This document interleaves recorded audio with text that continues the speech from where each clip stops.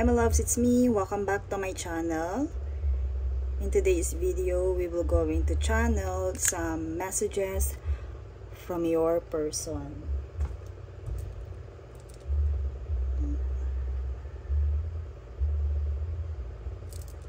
Ayan.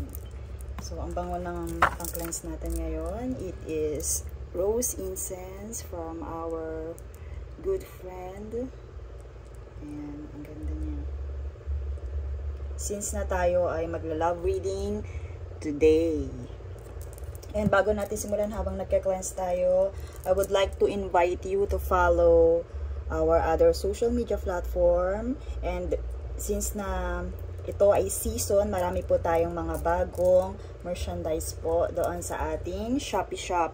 Kaya po, pwede nyo na pong i-visit ang ating shop kung hindi pa po sila nakakapag-visit. Para po makita nyo yung mga bago nating designs, lalo na po yung ating mga authentic crystals na nandun po sa ating shop. And sa mga naka-follow na po sa ating other social media platform, sa ating IG and ating Shopee, thank you so much for your trust and support. Makikita nyo po doon sa mga testimonials po ng ating mga aligned, valued clients po, yung pong mga kumbaga experiences nila doon sa products po, yung mga products po na na-avail po nila. Ayan.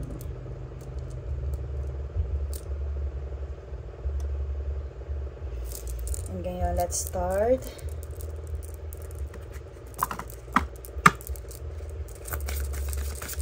Okay.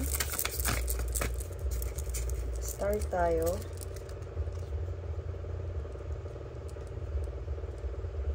Creations.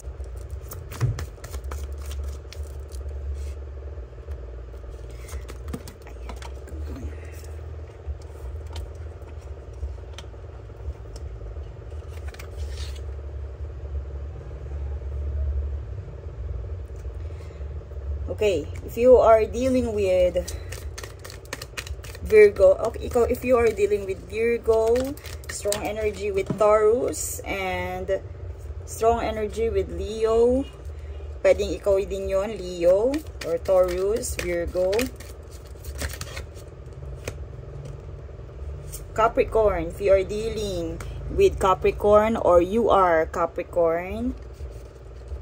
If you are someone na sobrang intense, if you are dealing with Aries, ayan, Aries, Scorpio, Virgo, Capricorn. Yan. Strong energy. 2 times natin na-draw ang ating Capricorn. If you are dealing with Capricorn or if you are a Capricorn. Gemini. If you are dealing with Gemini. Okay. And then, meron tayo ditong 5th house. What else for this? Power of love. If you are someone na intense magmahal. Ayan. If you are, sabihin natin, meron ka ding hilig sa mga games. If you are, sabihin natin, mapaglaro. Pwede din yan. If you are someone na mahilig sa mga mysteries in life. If you are someone na merong spiritual values or long-range thinking, or if you are someone na nag-iisip mag-travel right now. If you are someone, ayan, strong energy with Gemini then. If you are someone love the informations and to explain in some informations or want to communicate. If you are someone na want to confront someone or eager to confront someone. Ayan. Ngayon, let's read the energy of this. So, kung makikita natin, if you are someone, nandito ang intense kasi ng 5th house is more on creation. When we say 5th house, I feel na this connection is intense siya when it comes to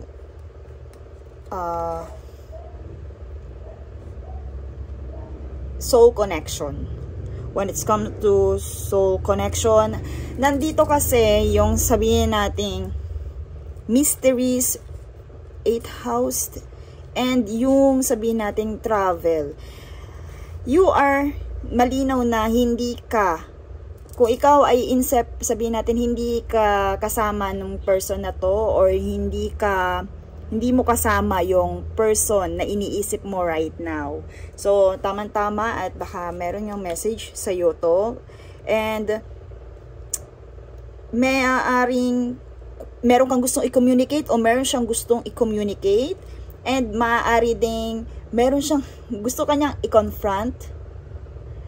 Driven siya, parang determine ka niya at gusto niyang mag-take action. Kasi sa communication, sa confrontation, ayan, nagsama ang Gemini and Mars natin. Okay? The Gemini and Mars. More on aggressive communication.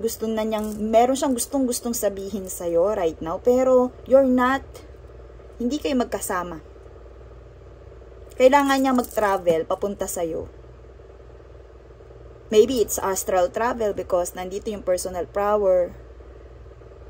Maaari din na kung from astral travel, gusto niyang baguhin yon, gusto ka na niyang makasama in person, gusto ka na niyang makausap, meron siyang gustong i-confront sa'yo.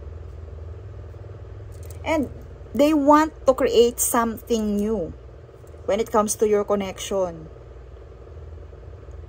The mysteries of life. Gusto niyang magbago, gusto niyang baguhin ang situation. Long range thinking or travel, spiritual values meron siyang gustong baguhin sa situation na to. Right now, eager siya. Your person is eager. Papunta dito yung smoke, wait lang. Ayan. Ayan natin, okay? Your person is eager to communicate with you. Yung pumunta siya sa'yo, feeling niya meron na siyang lakas na pumunta sa'yo. Meron siyang gustong i-offer. Gusto niyang makipag-partnership sa'yo, kahit sabihin niya na not in terms of love, gusto ka niyang makasama, gusto ka niyang makateam. Because hindi niya kaya. Kumbaga, sabihin natin, separation causes them depression and anxiety. His or her ego, kumbaga, nagkakos sa kanya ng struggles. Parang hindi niya kaya. Parang kumbaga, hindi niya kaya yung ganitong situation ninyo. Hindi kayo magkasama. Hindi niya masabi, gusto niyang sabihin. Maaaring meron siyang, sabihin natin if you are single, meron siyang feelings sa'yo na hindi niya masabi-sabi. Kaya nandito, gusto niyang i-confront, gusto niyang i-communicate yon. Or whether, I see na, nandito ang Gemini, Mysteries of Life, Spiritual Creation. Maaari din, if you are in a relationship, gusto niyang magkaroon ng something na bago, to create something in your relationship. They want to offer you something. Maaaring ito ay marriage, maaaring ito ay business proposal para sa kaigaganda ng inyong relationship because nandito ang teamwork and collaboration. So, pwede din ito ay marriage, pwedeng live-in, kung ikaw ay in a relationship. But this, sa ating mga singles out there, kung ikaw, kumbaga nagiging siya ng lakas at feeling niya, dapat masabi niya to. Meron siyang gustong i-communicate sa'yo. And driven silang, gusto na nilang sabihin yun. Gusto na nilang mag-take action. Ano kaya, let's see the situation about this connection.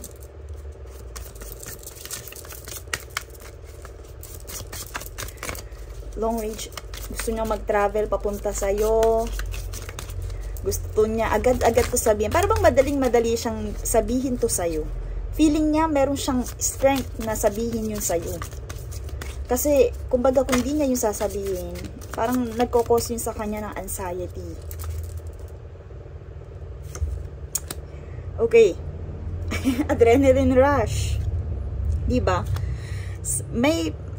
Meron kang bagay na ginawa na nakapagpa-trigger, nag-trigger sa kanya para maisipan niyang mag-communicate sa'yo, na i-communicate sa'yo yung mga bagay-bagay.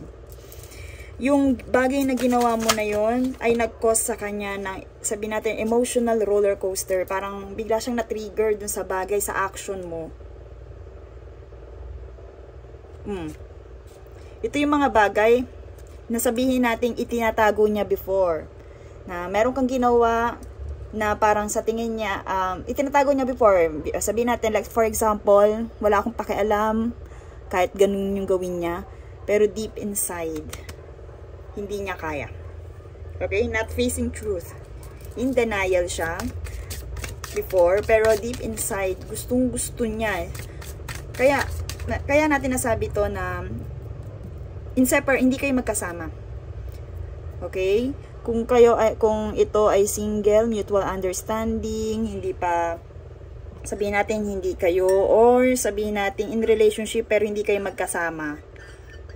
Meron siyang bagay na hindi tinatanggap. And meron kang ginawa na nakapagpa-trigger sa kanila para makipag-communicate ng mabilis, para ito din ay isang sign na you are about to receive some messages. Mabilis ang messages. Kumbaga, yung agad-agad, magugulat ka dun sa messages na yon. Hintayin mo dun. Hintayin mo yung mga messages na yon. Kasi, adrenaline. Lumitaw ang adrenaline. What else? Facing the truth, irrational reasoning. Napakalakas ng energy na, kumbaga, eto like for example, itong, ito yung someone na hindi ka nga, hindi nga niya ipinapakita sa'yo yung love, hindi siya napapakita ng affection sa'yo.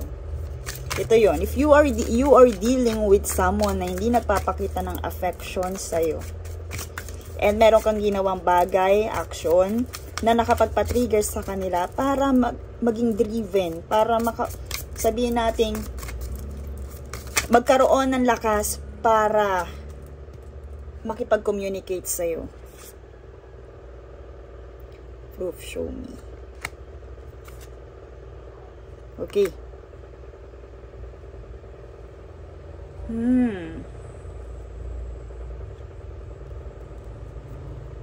What else? Proof, show me. They are eager, but they are waiting for a sign. And sabihin natin, isa sa mga ayan, divine masculine.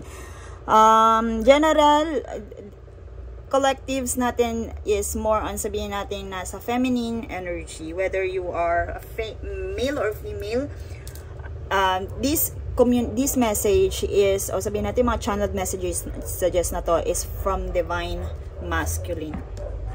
Your divine masculine is in denial. They want to tell you something, they want to offer you something, and sila ay sabihin natin gustong-gusto, parang kumbaga sabihin natin kating-kating na merong sabihin sa'yo, may aminin sa'yo, merong gawin sa'yo, basta sila ay kumbaga more on, meron silang gustong i-communicate sa'yo, gusto nila mag-take action dahil may ginawa kang mga bagay na kumbaga nakapagpa-trigger sa kanila, at nakapagpa-realize sa kanila na kailangan na nila tong gawin.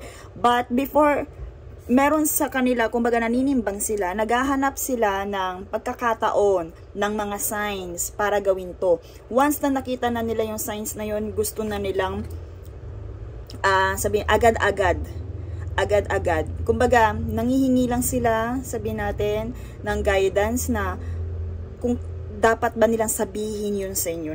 Nag-gain lang silang strength ng guidance, o sabihin natin ng strength para sabihin yun sa'yo. And before, there are in denial with that. Sabihin natin kung meron man silang feelings. Ngayon, the wheel, sabihin natin, nag-turn na ang wheel. Before, nakatutok sila, yan, in denial sila, na sila ay sabihin natin, career-driven, hindi ka nila pinapansin, hindi ka nila napapansin, sabihin natin cold-hearted, and doon lang sila nakafocus sa kanilang daily living.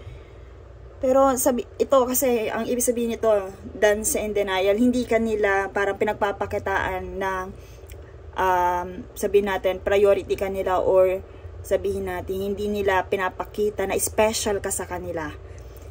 Dahil meron tayong Capricornian dito, malakas ang energy ng ating Capricorn, ipinapakita nila na sila ay sa career nakafocus. Pero deep inside,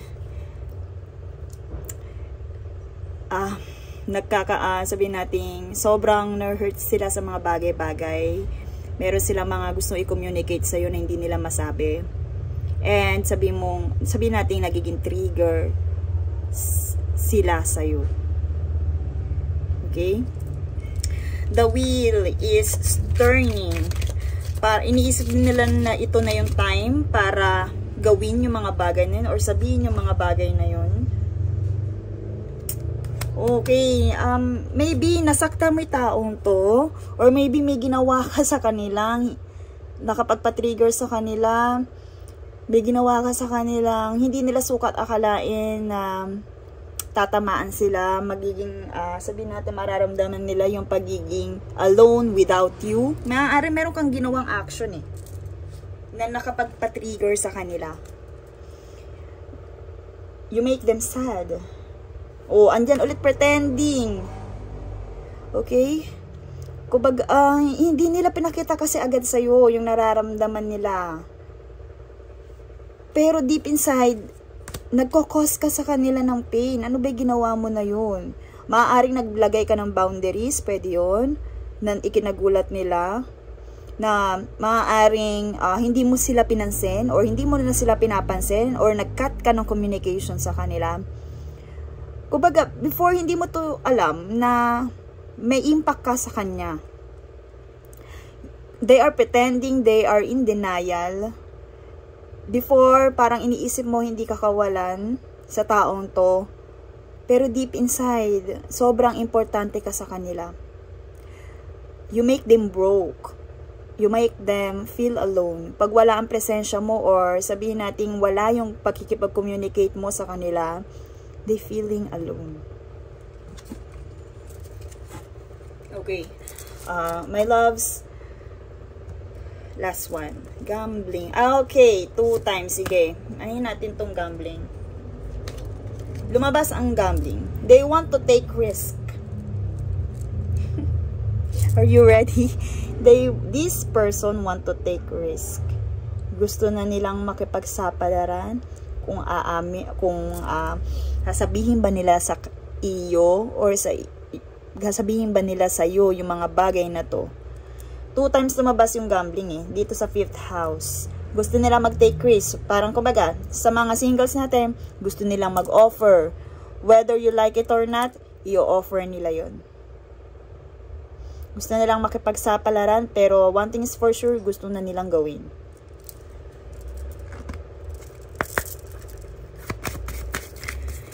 Times. Gusto nilang i-take risk yung mga bagay na dati ay in denial sila.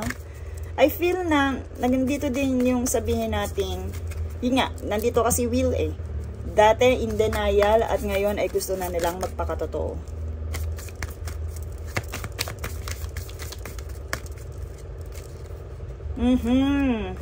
Strong connection. This is union. Okay, this is divine soul. This person, malakas ang energy na counterpart mo yung person na to. Pero I feel na napakadami yung pinagdadaanan, lalo na itong roller coaster na to, malakas. I feel na you or them are in denial. You or them before are not willing to take risk, na hinahayaan lang ganyan. Pwede ding ito ay katrabaho mo because of the career. Kasi nga, meron andito ang Capricorn or nandito yung sinabi ng career work. Pero nandito kasi spiritual values, nandito yung 8th house eh. 8th house is the houses of, sabihin natin, relationship pag 7th house and 8th house, nandyan din ang life after marriage. Ito yung bunga, o sabihin natin, ito yung kahihinatnan nyo eh, ng after marriage. Kung ano yung ginawa, or ano yung, sino pinakasalan nyo, kung ano yung naging relationship nyo, ito yun. So, this is the strong messages ng taong, kumbaga, counterpart mo, and ito yung taong hindi mo ina-expect na siya pala.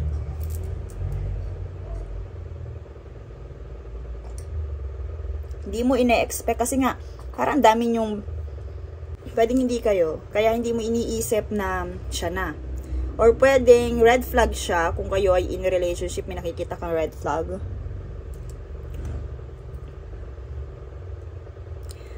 But one thing is for sure, this is a divine connection.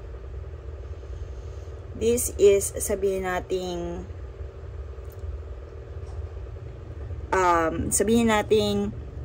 divine soul counterparts. Yung nagbibigay sa'yo ng messages na to. Oh my gosh. Every relation. Moments that rekindle. Okay? This may be part of your past. Gusto nilang may your person wants to rekindle. Meron silang gustong ayusin. Or pwedeng meron silang gustong ibalik.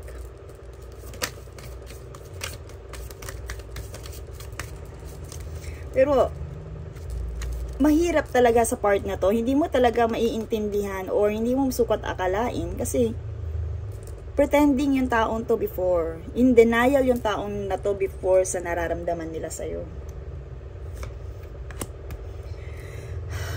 Right now, nare-realize ng taong to, maaaring ina-accept na nila yung divine guidance doon sa connection ninyo and relationship. Maaaring before, ayaw niya. Nagpa-pretend siya, i-deny niya yung nararamdaman niya. Pero ngayon, they are open. Maybe your person continuously, or sabihin natin nagkaroon ng strong connection with their guidance, with God, or sabihin natin nakikinig siya sa mga signs.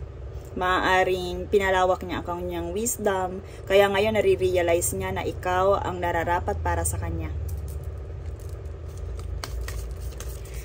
They want to be open, or sa'yo, kumbaga, they want to be open, maging open, gusto niya ding mag-open sa'yo, pwede yun. Or rejoice, sa'yo lang niya mararamdaman yan. And gusto na niya yung, before kasi pretending, in denial tong taong to eh. But right now, andito ang will, nandito ang, gusto na niyang maramdaman to, kasama ka. Gusto niyang, kumbaga sa'yo lang niya dinaramdaman to. Sa'yo lang niya naramdaman yung connection na meron kayo. Ano ba yung ginawa mo? Ano kaya yung situation na nangyari? Ayan. Before, hindi ka niya pinahalagahan. And ngayon, gusto niya itama yun. Kung meron pa siyang chance, they want you to cherish your relationship. Or they want to cherish your relationship, your connection. Kung dati, pinabayaan niya yun, ngayon gusto na niyang pahalagahan yun. Conquers all. Apakaganda ng message. They in love with you. Meron silang gustong i-offer sa'yo. Kung before, maaaring hindi ka ipinaglaban ng taong to.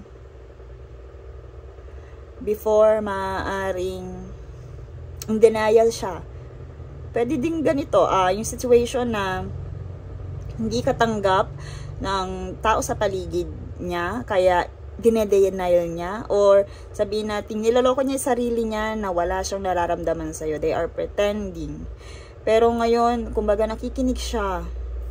Nakikinig siya sa heart niya, sa signs niya, sa mga signs and synchronicities, and sabihin natin, pag nagre-reflect yung taong to, maaaring nare-receive niya yung divine guidance. Kung ano yung impact ng buhay mo sa kanila. And naniniwala, that before, reading, hindi siya naniniwala sa love, na ang kanyang priority ay career. Pero ngayon, kumbaga, they want to cherish your connection. Your connection with you, with them. They want to, sabihin natin, pairalin. Before, maybe, more on insecurities. Itong person ninyo na to, more on pretending, more on, sabihin natin, competition. Pero ngayon, ang tanging nararamdaman na lang niya sa'yo is love. Gusto niya ipaglaban yung nararamdaman na yun.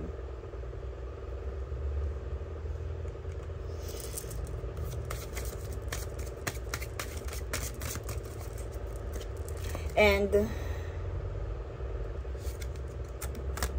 maaaring sabihin natin may mga pangyayari na parang nag-cause or nagpakita ng endings sa inyong dalawa. Pwedeng ganun. Pero gusto niyang maging optimistic. Gusto niyang sabihin ilaban pa. Sabihin wala nang pag-asa. May mga bagay na wala nang pag-asa pero gusto niyang ilaban pa.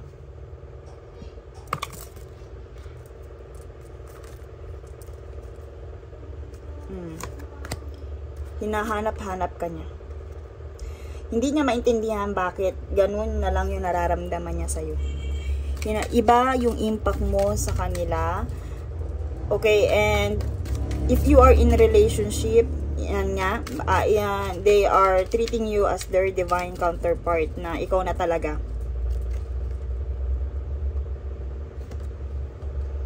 They are hurt.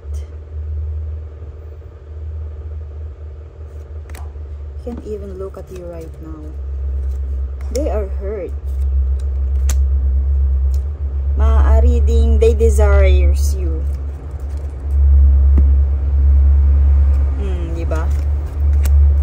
You were the best thing in my life.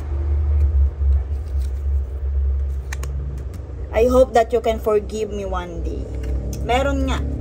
Maaaring hindi kanya ipinaglaban or hindi kanya na kayang ipaglaban. Maaaring meron kayong hindi napagkasunduan na hindi niya nailaban or hindi kanya inintindi. And yun nga yung nag-cause siguro. Maaaring meron kang nagawa or meron ka nang ginawa, pinagdesisyonan na sabihin nating, ayan alam niya kung ano yung kasalanan niya sa'yo. Alam niya na meron siyang pagkukulang sa connection na to. And grabe yung desires niya sa'yo. Iba yung impact mo sa buhay nila. Sabihin natin, physically, emotionally, ikaw lang yung, kumbaga, nakapagpatrigger sa kanila ng ganun. Okay? And, sige, message from our angels and guides. Message from our angels and guides. Yes, this is a clearly in separation. Hindi pa kayo talaga magkasama right now. Or maaaring ito in a relationship cool off kayo or cold kayo sa isa't isa. And your guidance are telling you to trust. Trust this process. Hayaan yung itong divine masculine. Kasi pag divine masculine, more on action yan. Hayaan nyo sila ang umaksyon, hayaan nyo gawin nila to, hayaan ninyong mapagdaanan nila to. Don't worry about them, basta kumbaga alagaan nyo sarili nyo. Don't worry about them kasi kumbaga meron naman siyang connection with their guidance.